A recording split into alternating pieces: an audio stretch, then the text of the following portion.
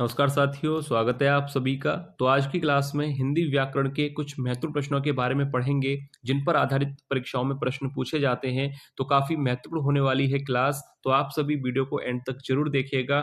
और जो भी विद्यार्थी पहली बार क्लास ले रहे हैं, चैनल को सब्सक्राइब जरूर कर लें, क्योंकि चैनल पर डेली ही ऐसे प्रश्न कराए जा रहे हैं। तो आप अपनी तैयारी के लिए चैनल से जुड़ सकते हैं। तो चलिए क्लास को शुरू करते हैं और देखते हैं पहला प्रश्न। तो देखिए, पहला प्रश्न है, विनय पत्रिका के रचनाकार तुलसीदास जी हैं। यह किस कारक का उदाहरण है? अच्छा प्रश्न है। तो देखिए, ऑप्शंस दिए गए हैं, अपादान, संप्रदान, संबंध या संबोधन। तो यहाँ पर राइट आंसर क्या होगा कि विनय पत्रिका के रचनाकार तुलसीदास जी हैं। तो यहाँ पर विनय पत्रिका का संबंध किससे है? तुलसीदास जी से। विनय पत्रिका को किसने लिखा है? तुलसीदास जी ने। अब देखिए, तो यहाँ पर विभक्ति है के, और के विभक्ति किसकी होती है? तो राइट आंसर होगा ऑप्शन सी, संबंध कारक की। ठीक है, याद रखिएगा, चाहे परीक्षा में का, की, के, ये सारी विभक्ति संबंध कारक की होती हैं। का, की, के आ जाए, या रा, री, रे आ जाए, या नानी ने आ जाए, ये याद रखिएगा, ये सभी विभक्ति संबंध कारक की कहलाती हैं। तो ध्यान से देख लीजिएगा। तो राइट आंसर हो जाएगा ऑप्शन सी। नेक्स्ट क्वेश्चन है, रामू ने कहा कि कल छुट्टी है, किस प्रकार का वाक्य है? सरल वाक्य, विधिवाचक, संयुक्त वाक्य या मिश्र वाक्य? तो राइट आंसर क्या होगा कि रामू ने कहा कि कल छुट्टी है। तो देखिए, याद रखिएगा, जब दो सेंटेंस या जब कोई भी सेंटेंस की से जुड़ा हो, तो वह वाक्य हमेशा मिश्र वाक्य होता है। तो ऑप्शन डी राइट आंसर हो जाएगा। तो ये कैसा वाक्य होगा? यह मिश्र वाक्य होगा। नेक्स्ट क्वेश्चन है, सुभाष चंद्र बोस ने कहा, तुम मुझे खून दो, मैं तुम्हें आजादी दूंगा। इस वाक्य में किस चिन्ह का प्रयोग हुआ है? पूर्ण विराम, अल्प विराम, उद्धरण चिन्ह या अर्ध विराम? तो देखिए, यहाँ पर आपको दो चिन्ह दिखाई दे रहे होंगे, तो आपसे पूछा गया है कि इन चिन्हों को क्या कहा जाता है। तो देखिए, राइट आंसर हो जाएगा ऑप्शन सी, इन्हें उद्धरण चिन्ह कहा जाता है। तो ऑप्शन सी राइट आंसर हो जाएगा। नेक्स्ट क्वेश्चन है, किस रस को रसराज कहा जाता है? वीर रस, शांत रस, श्रृंगार रस या करुण रस? तो राइट आंसर क्या होगा कि किस रस को रसराज कहा जाता है? और ये प्रश्न परीक्षा के लिए काफी महत्वपूर्ण प्रश्न है। तो ध्यान से इसका आंसर देखिएगा, ऑप्शन सी राइट आंसर होगा। श्रृंगार रस को रसों का रसराज कहा जाता है। और सर्वश्रेष्ठ रस भी अगर आपसे पूछा जाए, तो भी राइट आंसर श्रृंगार रस ही होगा। नेक्स्ट क्वेश्चन है, भारतीय संघ की राजकीय भाषा है हिंदी और अंग्रेजी, या ऑप्शन बी अंग्रेजी, हिंदी, अंग्रेजी और उर्दू, या ऑप्शन डी देवनागरी लिपि में हिंदी? तो भारतीय संघ की राजकीय भाषा क्या है? तो ऑप्शन डी राइट आंसर होगा, देवनागरी लिपि में Hindi. Option D right answer हो जाएगा। सरल प्रश्न है। नेक्स्ट क्वेश्चन है, राष्ट्र की भाववाचक संज्ञा क्या है? ऑप्शंस दिए गए हैं, राष्ट्र, राष्ट्रीय, सौराष्ट्र या ऑप्शन डी राष्ट्रीयता। तो देखिए, राष्ट्र शब्द से भाववाचक संज्ञा क्या होगी? ऑप्शन डी राष्ट्रीयता राइट आंसर हो जाएगा। नेक्स्ट क्वेश्चन है, चबूतरा का तत्सम रूप है।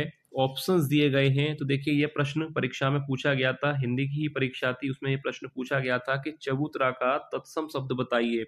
ऑप्शन भी यही दिए गए थे। तो ऑप्शन डी आपको याद रखना है, ऑप्शन डी चत्वाल राइट आंसर हो जाएगा। चबूतरा कैसा शब्द है? चबूतरा तद्भव शब्द है, और चत्वाल यानी इसका तत्सम शब्द कहलाएगा चत्वाल। तो याद कर लीजिए, परीक्षा का ही प्रश्न है। नेक्स्ट क्वेश्चन है, अंगिका किस राज्य की बोली है? बंगाल, मध्य प्रदेश, बिहार या बंगाल? तो राइट आंसर क्या होगा? अंगिका किस राज्य की बोली है? तो ऑप्शन यहाँ पर सही हो जाएगा सी, बिहार की। याद रखिएगा, यह किस राज्य की बोली है? बिहार राज्य की। नेक्स्ट क्वेश्चन है, रात भर जागना स्वास्थ्य के लिए अच्छा नहीं है। वाक्य में कारक बताना है, अपादान, अधिकरण, संप्रदान या कर्म? तो देखिए, पहले वाक्य को ध्यान से पढ़िए। रात भर जागना स्वास्थ्य के लिए, यहाँ पर ध्यान दीजिए कि स्वास्थ्य के लिए अच्छा नहीं है। तो यहाँ पर विभक्ति क्या है? के लिए। अब विभक्ति आपने देखी, विभक्ति है के लिए, और के लिए विभक्ति किसकी होती है? संप्रदान की। तो ऑप्शन सी राइट आंसर हो जाएगा। तो ऑप्शन सी संप्रदान कारक राइट आंसर होगा।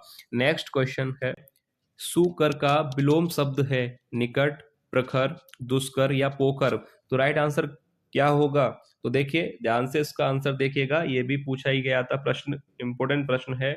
सारे प्रश्न महत्वपूर्ण प्रश्न होते हैं, जो परीक्षाओं में पूछे गए होते हैं, या जिनके परीक्षा में आने के काफी चांसेस होते हैं। तो देखिए, सुकर का विलोम शब्द क्या होगा? तो ऑप्शन आपको याद रखना है, ऑप्शन सी दुष्कर राइट आंसर हो जाएगा।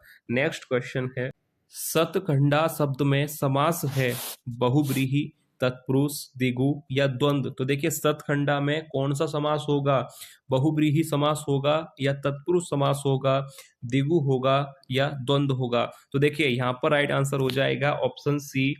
ऑप्शन सी यहाँ पर राइट आंसर होगा द्विगु समास, क्योंकि आपको पता है कि जब प्रथम पद, याद रखिएगा ये परिभाषा भी पूछी जाती है कि अगर प्रथम पद संख्यावाची हो तो वहां पर कौन सा समास होता है, तो आपको याद रखना है कि वहां पर द्विगु समास होता है। और जहां पर दोनों पदों को छोड़कर किसी अन्य पद की प्रधानता हो वहां पर बहुव्रीहि समास होता है। और जहां पर दोनों पदों की, ध्यान दीजिएगा ये भी प्रश्न पूछा गया था कि दोनों पदों की प्रधानता हो वह कौन सा समास है, तो याद रखिए वह द्वंद्व समास होगा।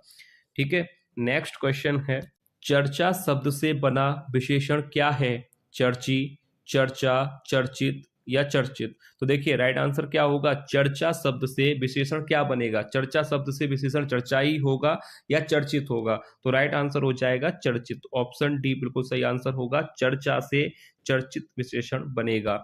नेक्स्ट क्वेश्चन है, देशवासियों ने देश के लिए शहीद हुए जवानों को नमन किया, वाक्य में कारक बताना है, संप्रदान, अधिकरण, अपादान या संबंध। तो यहाँ पर क्या राइट आंसर होना चाहिए कि देशवासियों ने देश के लिए शहीद हुए जवानों को नमन किया। तो देखिए यहाँ पर विभक्ति क्या है, के लिए। अभी मैंने प्रश्न कराया था कि अगर के लिए विभक्ति हो तो वहां पर कौन सा कारक होता है, तो आपको याद रखना है संप्रदान कारक, पहला ही ऑप्शन सही हो जाएगा। और याद रखिएगा इसके साथ साथ कि में और पर विभक्ति अधिकरण कारक की होती है, अपादान कारक की विभक्ति याद रखिए से होती है, और संबंध कारक की मैंने अभी पहले ही प्रश्न में बताई थी आपको। नेक्स्ट क्वेश्चन है, पापा पाप शब्द में समास है तत्पुरुष, द्वंद्व, बहुव्रीहि या कर्मधारय। तो देखिए यहाँ पर ध्यान दीजिएगा, काफी बच्चे इस प्रश्न को गलत करके आते हैं। तो यहाँ पर देखिए राइट आंसर क्या होगा, पापा पाप शब्द में समास तत्पुरुष होगा या द्वंद्व, बहुव्रीहि होगा या कर्मधारय। तो देखिए कर्मधारय तो यहाँ पर होगा नहीं, तो ऑप्शन डी तो पैसे ही कैंसिल हो जाएगा। बहुव्रीहि समास, तत्पुरुष या द्वंद्व।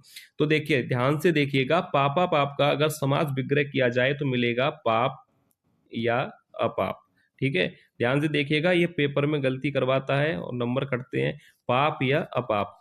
तो जहां पर भी आपको पता है ये परिभाषा किसकी है कि जहां पर दोनों शब्दों की प्रधानता हो, योजक चिन्ह हो और विग्रह करने पर या अथवा मिले तो वहां पर क्या होता है, द्वंद्व समास।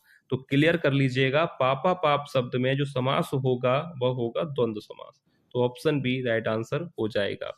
नेक्स्ट क्वेश्चन है, राम चाकू से काटता है, वाक्य में कारक है करण कारक, संप्रदान, अधिकरण या अपादान। तो देखिए यहाँ पर आप, वैसे तो ये भी वाक्य सही है कि राम चाकू से काटता है, अगर आप इसको वाक्य को लिख लें कि राम चाकू से आम काटता है, तो वाक्य में कारक बताइए। तो यहाँ पर राइट आंसर क्या होगा, संप्रदान और अधिकरण। ये दोनों तो गलत हैं क्योंकि इनकी तो विभक्ति से नहीं है। करण कारक की विभक्ति होती है से और अपादान कारक की विभक्ति होती है से। पर राइट आंसर क्या होगा, क्योंकि वाक्य में विभक्ति क्या है, से, और से विभक्ति करण और अपादान दोनों की होती है। पर अब आपको जो याद रखना है वह है करण कारक, ऑप्शन ए। क्यों होगा ये भी याद कर लीजिए, क्योंकि जहां पर भी से का प्रयोग यानी से विभक्ति का प्रयोग साधन के रूप में किया जाए वहां पर करण कारक होता है, साधन के रूप में किया जाए, याद कर लीजिएगा, वहां पर क्या होता है, करण कारक। तो यहाँ पर देखिए, राम चाकू से सेब काटता है या राम चाकू से फल काटता है या आम काटता है, तो किसके सहायता से काटता है, चाकू की सहायता से। तो याद रखिएगा, से विभक्ति का प्रयोग किया गया है साधन के रूप में, तो वहां पर राइट आंसर होगा करण कारक। नेक्स्ट क्वेश्चन है, बहुवचन शब्द नहीं है, जनता, दर्शन, बाल या हस्ताक्षर। तो राइट आंसर क्या होगा, बहुवचन शब्द नहीं है। ऐसे प्रश्न आते हैं एग्जाम में, एक वचन या बहुवचन शब्द नहीं है। तो देखिए, जनता, दर्शन, बाल या हस्ताक्षर। तो यहाँ पर राइट आंसर क्या होगा, बहुवचन शब्द नहीं है। तो ये प्रश्न मैं आप लोगों के लिए दे रहा हूं, आपको बताना है कि इनमें से कौन सा बहुवचन शब्द नहीं है। कमेंट कीजिएगा और साथ ही साथ आपको रिप्लाई दे दिया जाएगा कि आपका आंसर सही है या गलत। नेक्स्ट क्वेश्चन है, जिस समास में कोई पद प्रधान नहीं होता ध्यान से प्रश्न देखिए, जिस समास में कोई पद प्रधान नहीं होता उससे क्या कहा जाता है? तत्पुरुष समास, अव्ययी भाव समास, बहुब्रीहि समास या द्वंद्व समास। तो देखिए, जिसमें कोई भी पद प्रधान ना हो वह समास होता है बहुब्रीहि समास, जहां पर दोनों पदों को छोड़कर, इसकी परिभाषा क्या कहती है कि दोनों पदों को छोड़कर किसी तीसरे पद की प्रधानता हो, वहां पर होता है बहुब्रीहि समास। तीसरे पद की प्रधानता हो वहां पर याद रखिएगा कौन सा समास होता है? बहुब्रीहि। और जहां पर दोनों पदों की प्रधानता हो वहां पर होता है द्वंद्व समास। और इस प्रश्न का राइट आंसर हो जाएगा बहुब्रीहि। नेक्स्ट क्वेश्चन है, हिंदी वर्णमाला में संयुक्त व्यंजन है, यानी संयुक्त व्यंजनों की संख्या आपको बतानी है, 5, 2, 4 या 3। तो कितने संयुक्त व्यंजन होते हैं हिंदी वर्णमाला में? तो ऑप्शन सी यहाँ पर राइट आंसर हो जाएगा, 4। 4 होते हैं और देख लीजिए कौन कौन से होते हैं। पहला होता है छ, त्र, ज्ञ और श्र। ये याद रखिएगा, ये 4 संयुक्त वर्ण हैं और किन किन वर्णों के मेल से ये बनते हैं याद कर लीजिए, क्योंकि एक प्रश्न यहाँ से बनता है। नेक्स्ट क्वेश्चन है, सम्मुख का विलोम शब्द है उन्मुख, विमुख, अधोमुख या प्रमुख। तो देखिए, सम्मुख शब्द का विलोम क्या हो जाएगा? सम्मुख का विलोम होता है विमुख। तो ऑप्शन बी राइट आंसर हो जाएगा। तो यह था वीडियो का लास्ट क्वेश्चन। और जो भी विद्यार्थी पहली बार क्लास ले रहे थे, चैनल को सब्सक्राइब जरूर कर लीजिएगा, क्योंकि डेली ही व्याकरण की क्लासेस चैनल पर कराई जाती हैं। आप चाहें तो देख सकते हैं चैनल पर जाकर, डेली ही क्लासेस कराई जा रही हैं। तो आप अपनी तैयारी के लिए चैनल को सब्सक्राइब जरूर कर लीजिएगा। और वीडियो अगर आपको पसंद आई है तो वीडियो को लाइक जरूर कीजिएगा। तो चलिए मिलेंगे नेक्स्ट क्लास में और महत्वपूर्ण प्रश्नों के साथ। तब तक के लिए धन्यवाद।